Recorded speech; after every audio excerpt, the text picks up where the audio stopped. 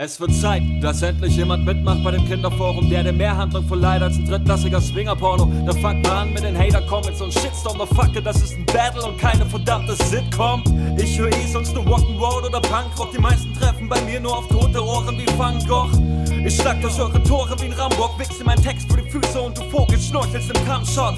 Ihr Kids seid das Kanonenfutter der Rap-Szene, spart euch die Prozedur und dann pusht mich gleich hoch ins Sechzehntel. Sonst werd ich mich schulterzuckend hier wegdrehen, als ob mich der ganze Scheiß hier nicht jucken würde wie Extreme. Heute stehen alle auf Panda-Masken mit Hamsterbacken, wir sind rappende Dinosaurier, die ihren Schwanz anfassen. Ejakulat steckt ein Block im Brand, das ist Ostdeutschland. Ich verwandle deine Ass zu harte Hut in den Softeis-Stand.